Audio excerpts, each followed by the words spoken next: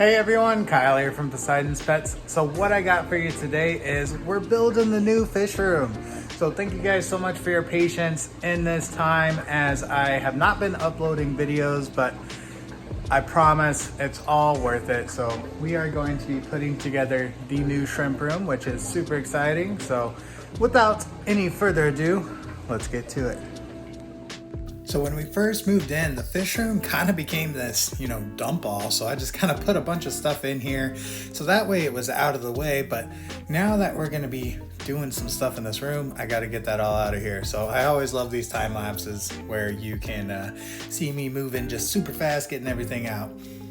So first thing I'm going to do is I'm going to go ahead and rip the carpet up in this room once I get everything out of there. So just got to get everything out and then we'll tear that carpet up. Do a little dance, make a little love, get down tonight. There's so much more room for activities. Time to rip up some carpet. Yay! So I'm super excited to own my own house, so that way I can do activities like this and be able to demolish whatever I want. So I've never ripped up carpet before. Figured it was pretty straightforward, just start in a corner, pull some stuff up and get going. I went to go put my shoes on because I didn't want to step on that tack strip. But I got all the carpet out of there. It was not too difficult. It came up pretty easily. One thing I'll notice is my dog is a jerk and already peed on the new carpet, so I have been keeping all the bedrooms closed so that way she can't do that again. And it just drives me crazy, like, you don't have to do that, go outside. So that came up super easy, which I'm excited for. I was worried to see how much glue they actually put down on the cement itself, because all of that glue, depending on what I decide to do, which I still haven't decided, I'm gonna have to scrape up. Because if I put silicone down, or epoxy, if I put paint down, I'm gonna have to scrape all that up. Otherwise, you're gonna see it. So my next steps are, I need to get all this glue up and the remaining underlayment, and then the tack strip. So once I get all the tack strip out, then we can paint, we can epoxy, whatever we need to do. When I pulled the carpet up, I noticed that they didn't really use that much glue, which was nice because that saved me a lot of work. I didn't have to sit there and scrape forever to get all that glue up. Now, one thing that I did notice was this floor is already painted. So it looks like it has some white paint on it, probably from when they did the baseboards or the base coat. I wish I spent more time scraping that paint up because it was a pain later on. The scraping wasn't too bad, and getting these tack strips out was super easy. So I just went by with the pry bar and put it up against the baseboard, gave a little bit of pressure, and they popped right out.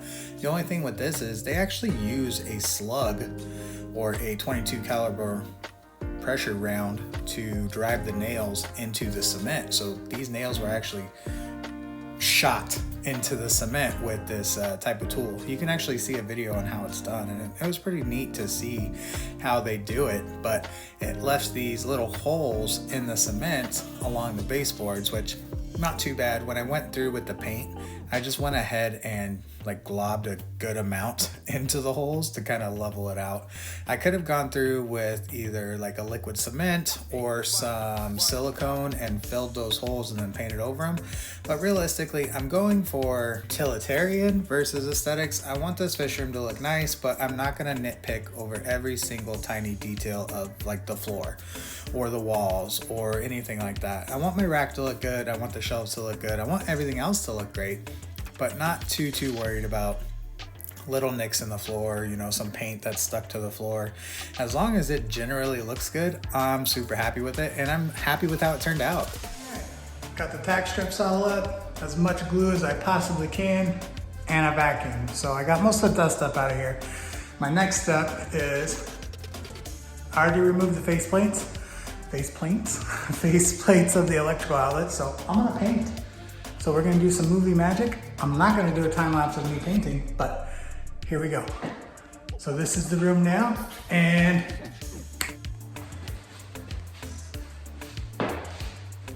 it's all done. So yeah, and my hair's gone, and I'm in a different shirt, and it's very green in here. So we chose this parakeet green, and not sure how much I love it. My wife did warn me that, hey, everything is gonna reflect green. So we'll see how it goes with the tanks and everything in here. Worst case scenario, I just have to paint again, but more than likely I'm not gonna paint again.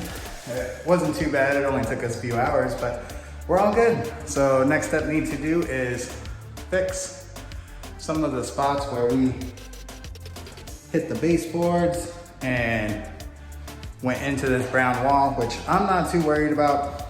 If we get to it, we get to it, and then paint the floor. So I picked a nice color for the floor. So some more movie magic, cement floor.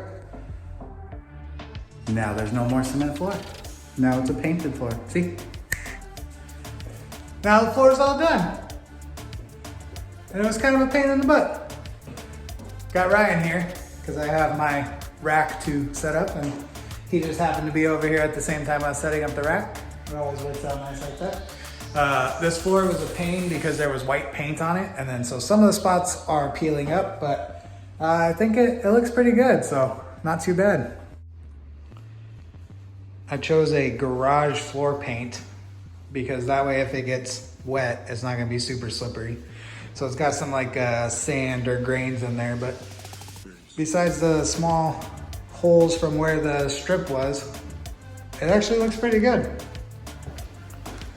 Give you a shot of the whole room.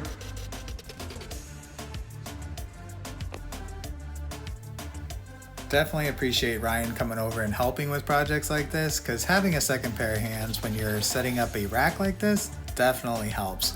There's a lot of things that I would not have been able to do by myself, so definitely appreciate him coming over. And we don't really need instructions, do we? No, we don't. So we're gonna go ahead and throw this rack together and get it all set up and ready to put fish tanks on. So super excited for this shrimp room, super excited for this rack, and being able to just start getting more tanks and start more breeding projects for you guys. So this is for myself, but this is for you guys. This is for everyone who watches my videos.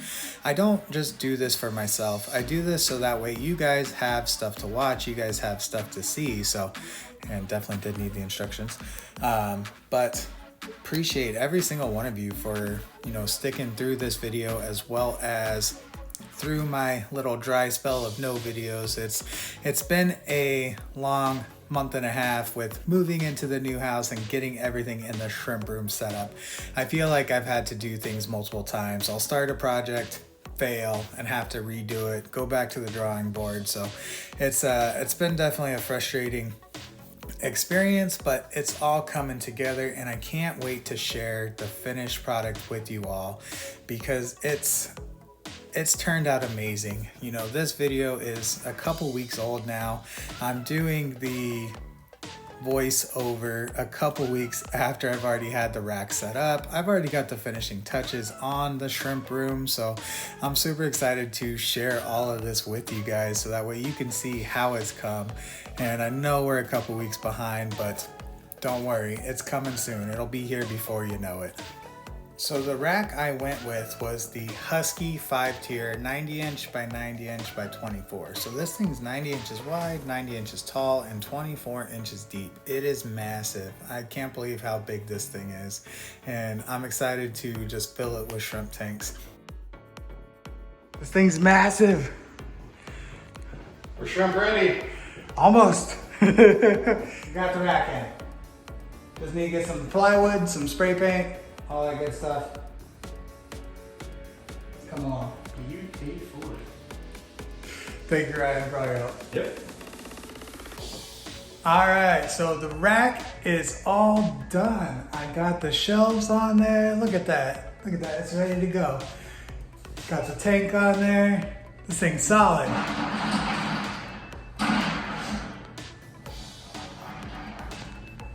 Yeah, it wobbles. So the reason it wobbles is this rack isn't very sturdy with just the metal grate on it.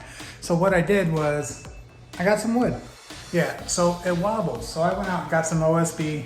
I painted it so that way it is all water sealed and everything is good to go there. So hate to do this to you guys, but we're gonna have a part 2. So fish room part 2.